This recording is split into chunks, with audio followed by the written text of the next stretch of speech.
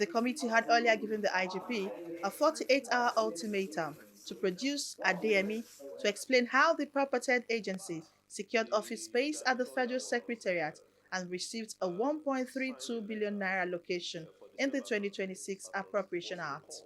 However, Adeniyi failed to appear before the panel.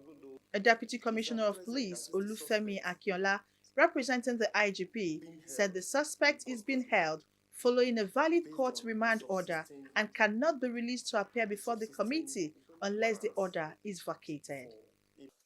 That hasn't, it's not being done due to the fact that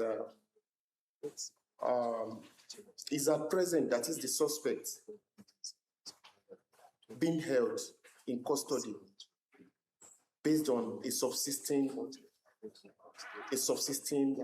warrant for him to be detained. And as it is so, in order for us to be able to continue to relate well, we are of the opinion that the Honorable Committee Chairman, as well as the committee members, could like seek or avail us a court, a reproduction warrant, sir, for us to be able to produce him. The committee chairman, Yusuf Gagdi, also read the police correspondence publicly to clarify that Adeniyi did not ignore the summons, stressing that the National Assembly would respect the constitutional principle of separation of powers and not interfere with ongoing police investigations. This is the letter. Thank God you acknowledge the powers of the National Assembly to do that. In this case, we equally have a standing rule that we were mindful of it. The first leg of your investigation is conspiracy and forging, which you have taken the suspect to court.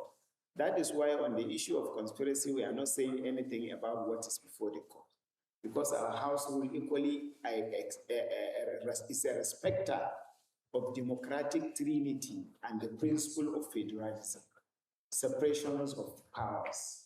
So we don't want to interfere in judicial powers. I allow you to, I read the letter, you summarize, but I decided to read the letter.